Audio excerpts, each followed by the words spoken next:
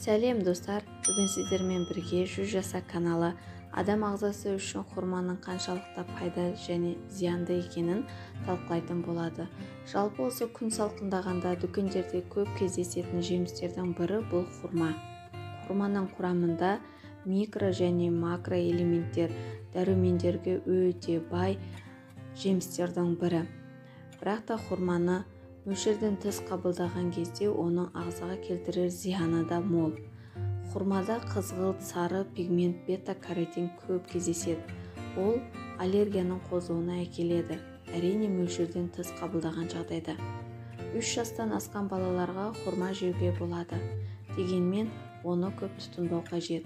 Өйткені шамадан тыс жеу терінің сары түске боялып, каротинді сары ауруға себепші болады.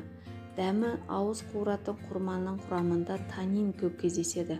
Танин дегеніміз бұл медицинада дәрі үшін, ал тұрмыста қырғыш ретінде қолданылатын емен және басқа ағаштың қабығынан жасалынатын ұнтақ. Оның асқазанға әсері қатты. Оның әсерінен ересектердің іші қатса, ал асқазаны әлсіз балалардың ас қорытуы бәсеңдейді.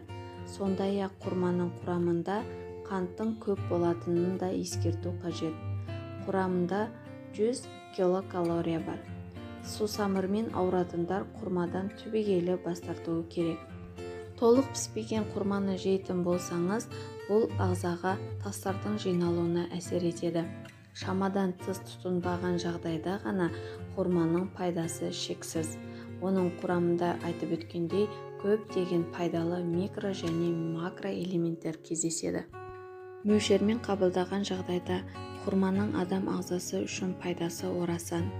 Атап өтетін болсақ, ол адам ағзасындағы әртүрлі созылмалы ауруларды жоюға қабілетті.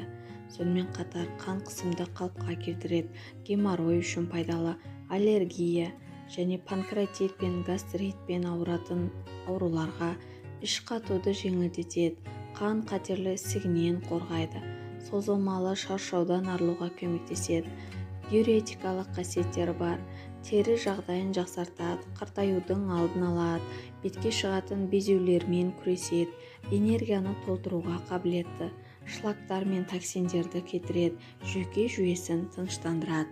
Ал хурманың құрамындағы микро және макро элементтердің әр қайсының қалай әсер ететінін атап өтетін болсақ, моносахаридтер жүректің жұмысына жақсы әсер етеді.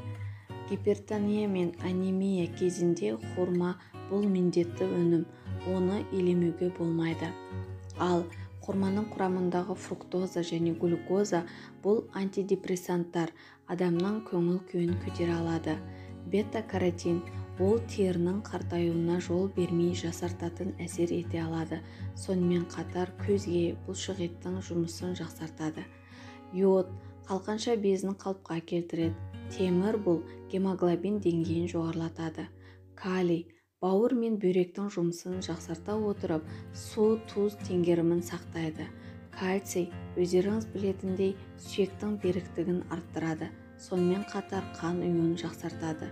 Марганец қалқанша безінің дұрыс жұмыс істеуіне ықпал етеді және есте сақтау қабілетін жақсартады.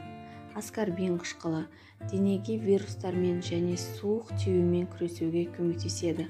Сонымен қатар қан тамырларын күшейтеді. В тобының дәрумендері ол жүйке жүйесін қолдай алады және қандағы қант деңгейін қалыпқа келтіреді.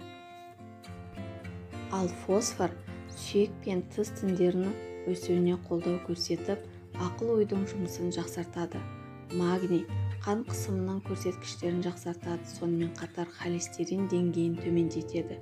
Пектин ас қорытуды қалыпқа келтіреді және асқазан ауруларының алдын алу қызметін атқарады. Ал әйелдердің гормоналды жұмысын жақсартса, ер кісілердің потенциалын арттыратын қасиеті де бар. Және де жүкті әйелдер үшін таптырмас дәрумендер көзі болып табылатын жемістердің бірі. Хурма кішкентай балалар үшін де өте пайдалы, бірақ олардың тамағына 2-3 жастан бастап енгізген дұрыс. Ерте жаста балалардағы ас қорыту жүйесінің жүйесі әлі толық қалыптаспаған, сондықтан оларға құрманы қорыту қиынға соғады. Бұл сондай-ақ аллерген болып табылады. Сондықтан оны аллергияға бейім балаларға қолданбаған жөн. Баланың реакциясын бақылап, әрқайсысын 1-2 дана болатын хорманы енгізуден бастау маңызды. Хорманың тағы бір таңғажайып әсері бұл бетке, шашқа арналған әртүрлі маскалардағы ең маңызды ингредиент болып табылады.